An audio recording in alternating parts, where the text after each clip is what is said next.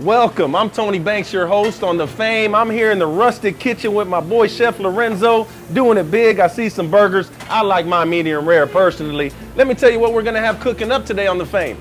We've got my man George Selvie, defensive end from the Dallas Cowboys off the big win versus the Titans. And we got my man Burt Gilliam. And we also have Dennis O'Neil, the actor, Big Impressions. And we also have Austin Connelly, the #1 ranked junior golfer in America. We're going to talk to him too. Hey, Tony, I know this stuff wasn't made in New York City. The Fame starts right now.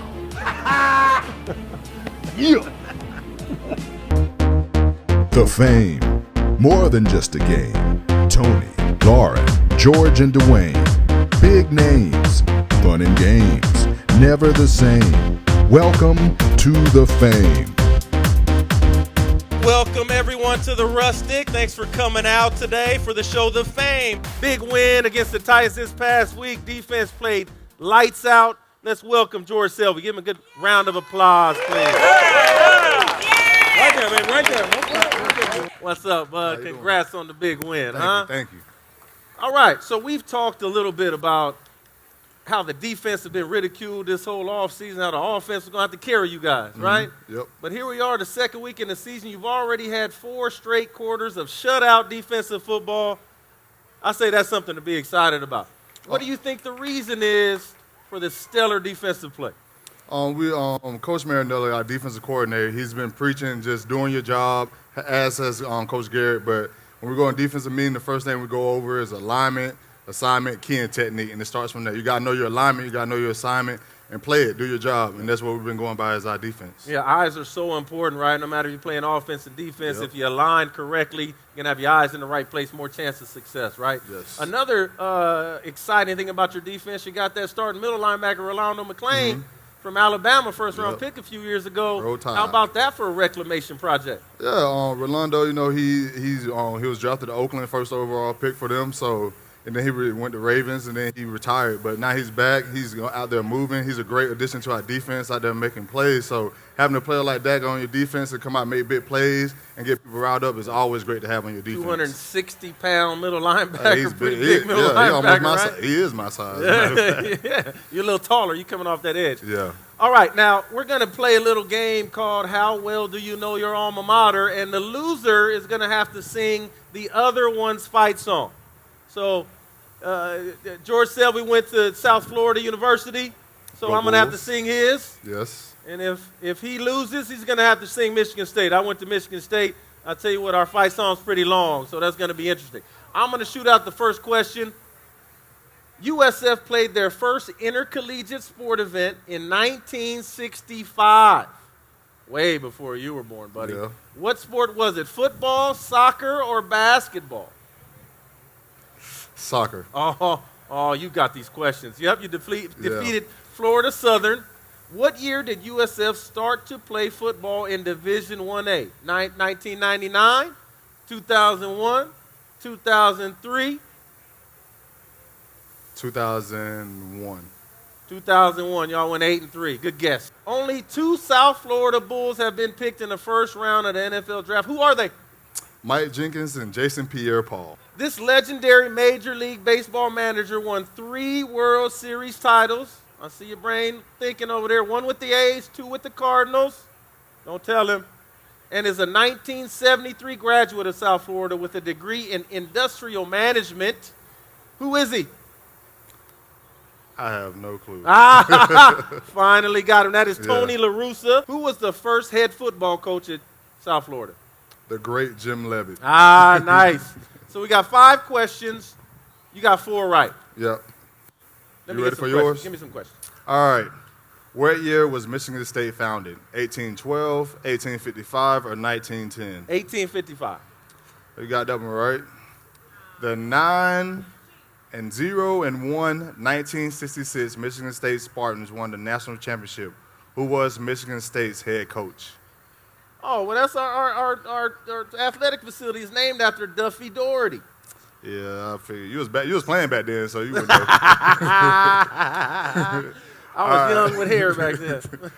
Who is the only Michigan State player to be drafted first overall in the NFL draft? So you're saying not first round, because that's too many to name. No, first overall. First overall. Yeah. Okay, just to be clear, first overall pick out of Michigan State, Bubba Smith. Everybody know Bubba. Everybody love Bubba, man. Bubba, baby. Bubba. I had a chance to meet him. What's that, Great 3? guy.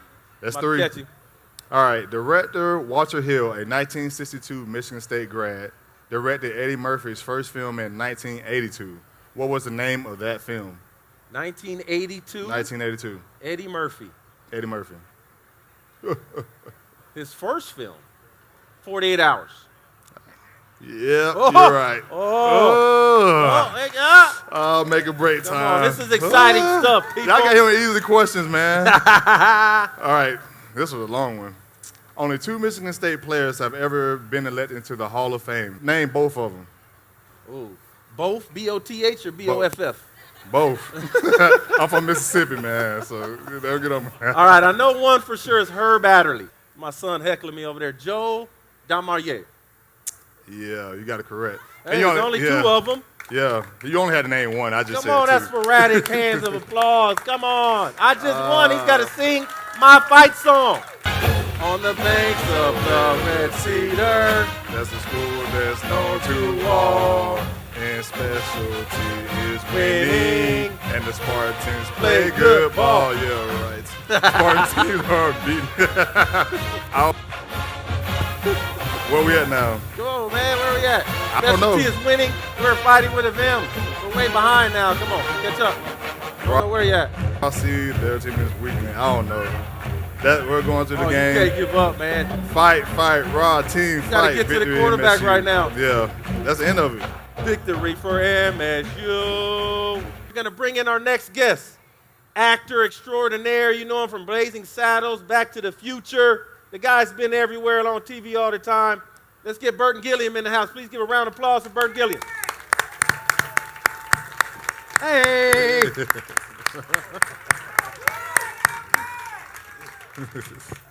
Yes, sir.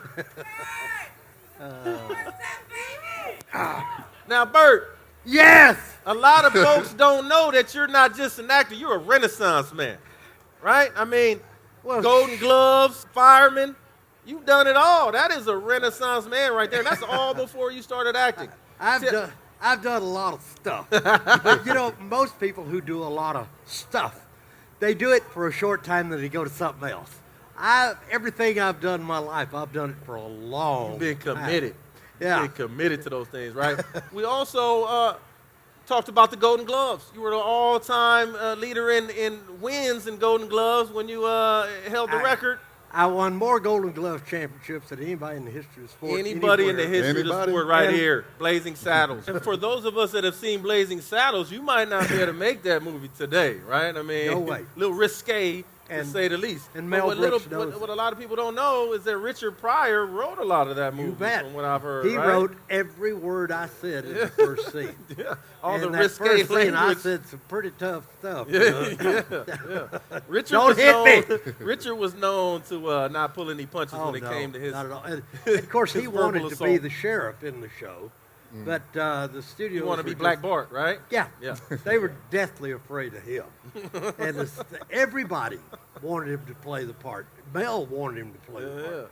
But you couldn't trust him at that point in time. They just wouldn't do it. So. He had some extracurricular issues. Maybe and I would have liked to have seen how he would have handled the part. Me too. It'd have been really something. Yeah. You know, in the hood, we watch all Richard Pryor movies. There you go. See him off. Yeah. You know, it might have been more viewership on Blazing Saddles if he'd have played that. And you know, he became a real movie star a few years, 2 or 3 years later.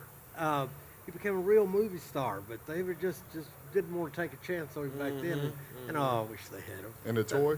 Yeah. Yeah, that was a good movie. I remember that one. Yeah, that was a great movie for him. That'd be a little conservative back then, right? So now that we're wrapping up this segment, really appreciate us talking here, fellas. Bert, come on, the Renaissance Man of the Year. Really appreciate you coming out. We're going to have a lot more in store for you in the next segment. Please stay tuned out there in Fame Land. We'll be right back with more of The Fame. Bob Lavelle here for Home Marketing Services. My ex-wife, born and bred right here in Dallas, has taught me a lot about Texas. She's always saying, bless your heart when bad things happen to people. It took me about 12 years to figure it out. Smashed my thumb hammering a nail one day, and there she was. Bless your heart. That's when I realized what it really meant is you dumb. Which brings me to my point. Still renting, making the landlord richer, but would rather own your own home and still haven't called HMS. Well, bless your heart. You are here. Whatever USA, a real town built by Bud Light, is somewhere in this area here. Why the secrecy? Because if we divulge the exact whereabouts, this amazing town would be overrun by a wave of humanity demanding to do this, a whole lot of this, and tons of this for 3 straight days. We can't have that yet. You're probably hearing about Bud Light's Whatever USA right now from people here, and oh, that's a little scary. Find out what's happening at upforwhatever.com.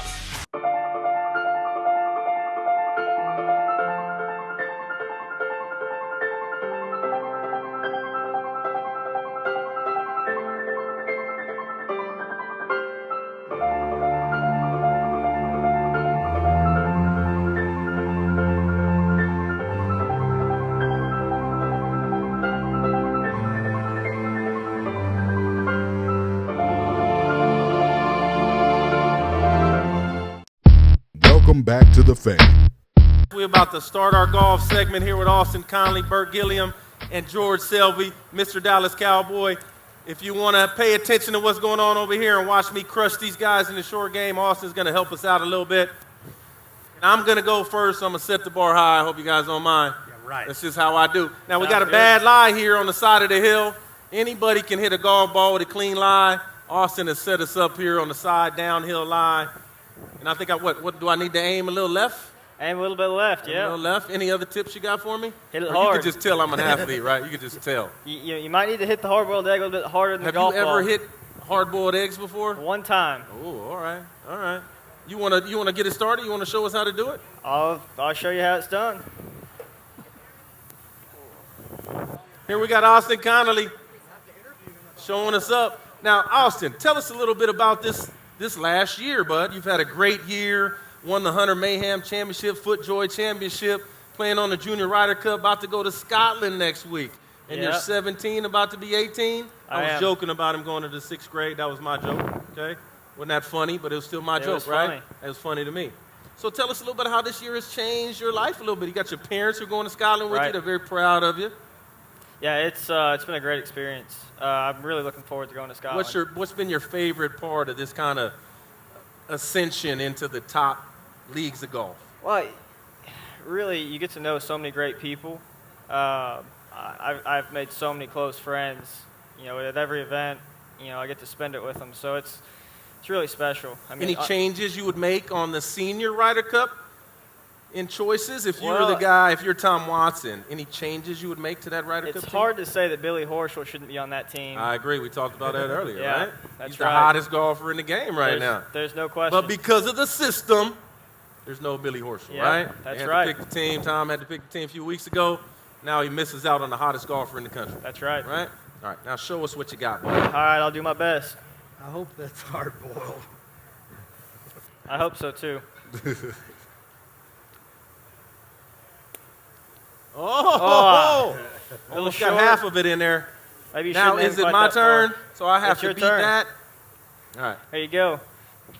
Here, let me give you a good lie. Please, please. Yeah, give him a good line. Am I choking up? You think I should choke up? Nah, the ball's pretty far below your feet. Might want to... Oh, okay. All right, there you go. See, I never get bad lies. That's why I don't even know. Oh, that form is awful. You don't like that form? Oh! A little bit heavy.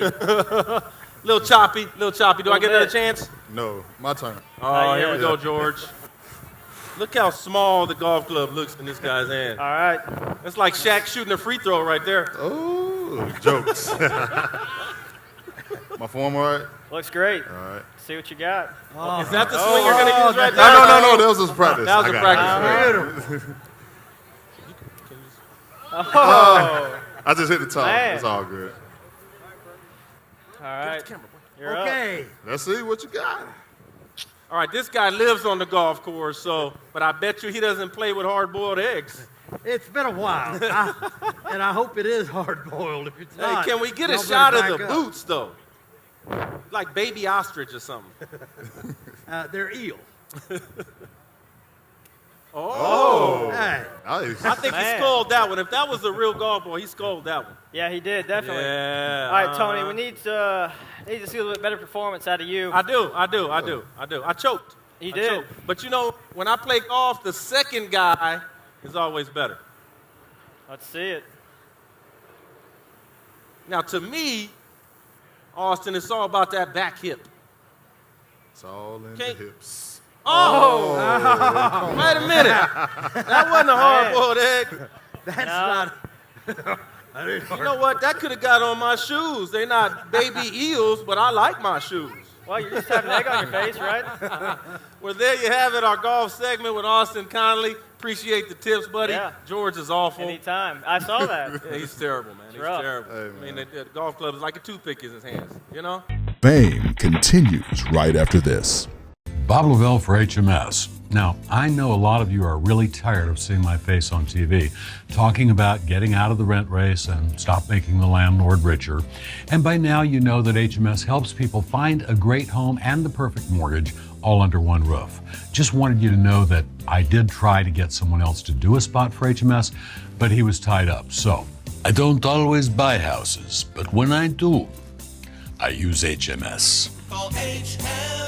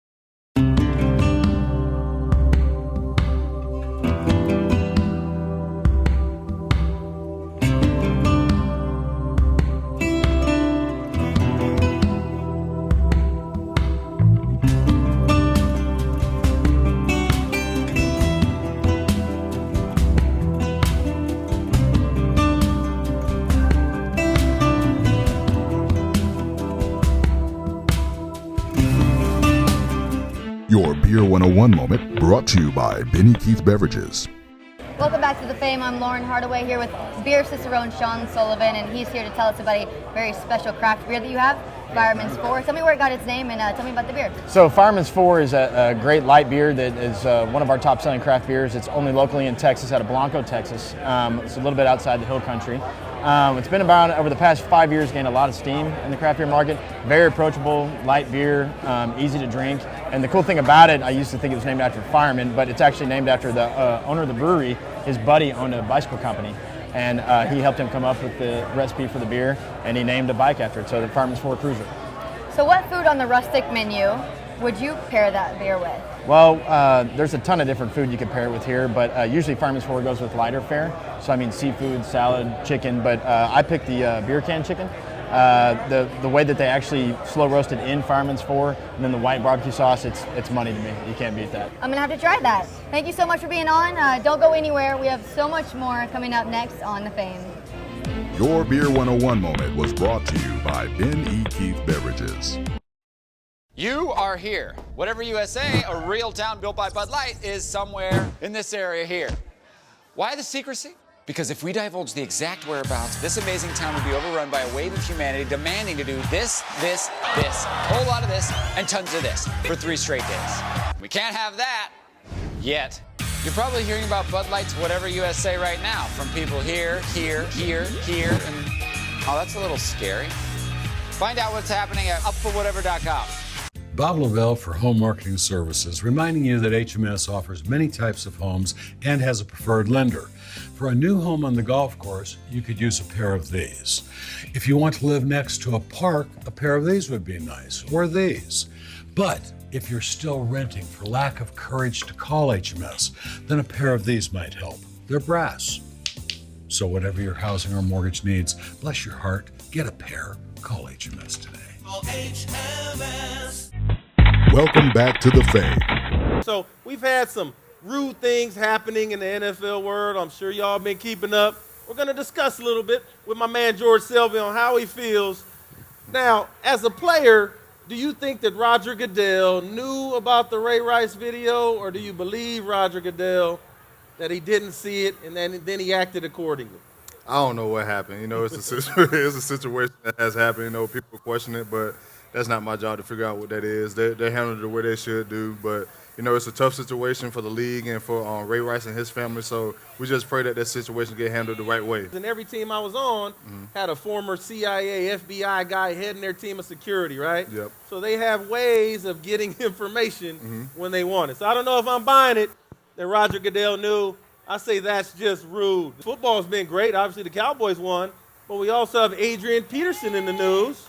Another Texas local guy, great player, don't get me wrong. If I'm playing Madden, I'm playing with Adrian Peterson, right? I'm going to have my running game going with Adrian Peterson. But off the field, there's been allegations, and he's been indicted on some accusations that he beat his 4-year-old son with a switch.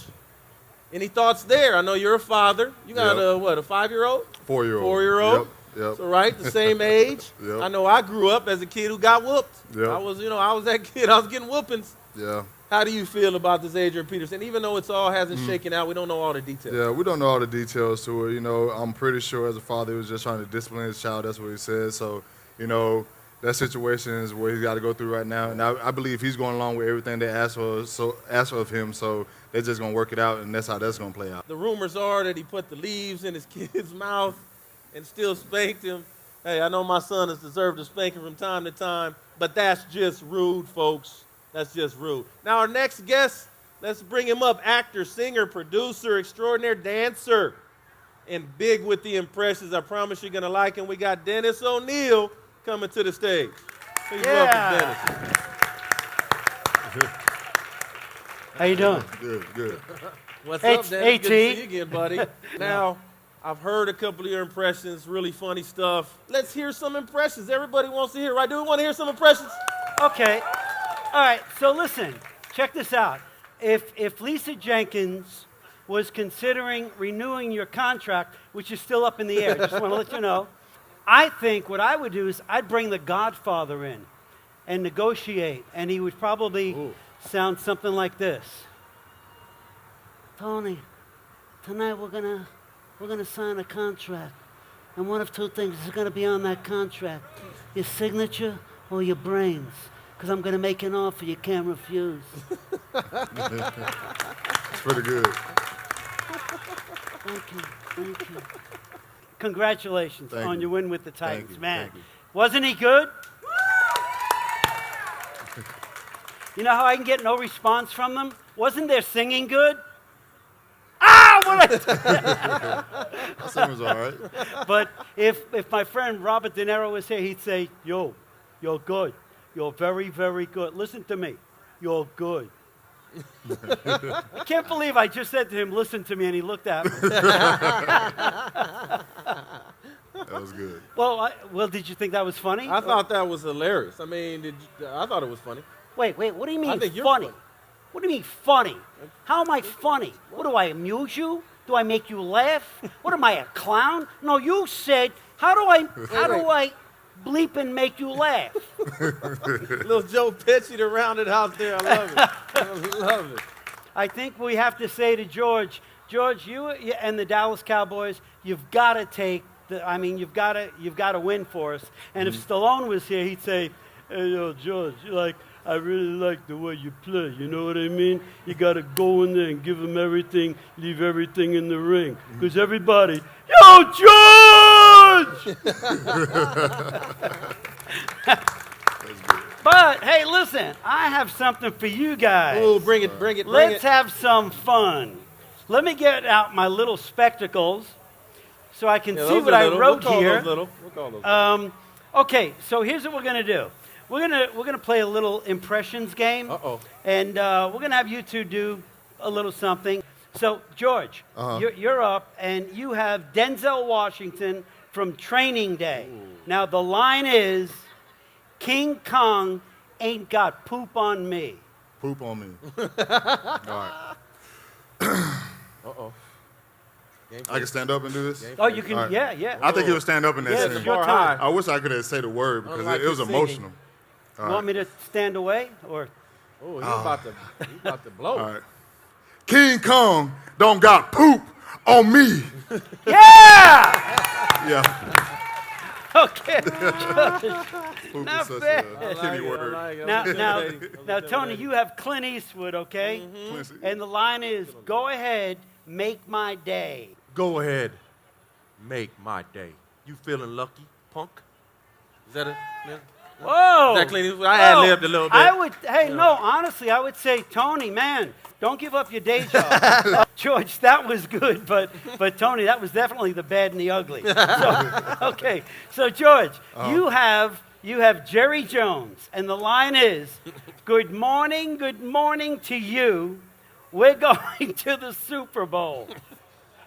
That's his common greeting, right? That's how he greets you No, guys that's in the the building. truth. Hey, speaking to existence. Good morning. Good morning. We're going to the Super Bowl. The Dallas Cowboys. You got to love it. Oh, man, I felt like Jerry was here. Now, since he's been on the show tonight, Burton Gilliam is yours, okay? Now, all you have to do is just fart. No, I'm only kidding. Only kidding, just kidding. Okay, the line is, come on, I don't hear no singing. Come on, I don't hear no singing. How's that? Doc, that host today's paid for napping on the job. That sounds just like Bert. I'm telling you, the first one, Clint Eastwood, hey, I'll give you that one. Tell you, me and Bert, we...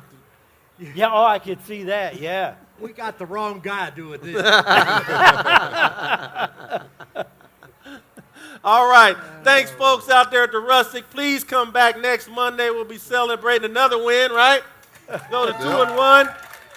Have some more special guests for you. Come back for the Fame, 7 p.m. next Monday, same time, same place. Okay, folks.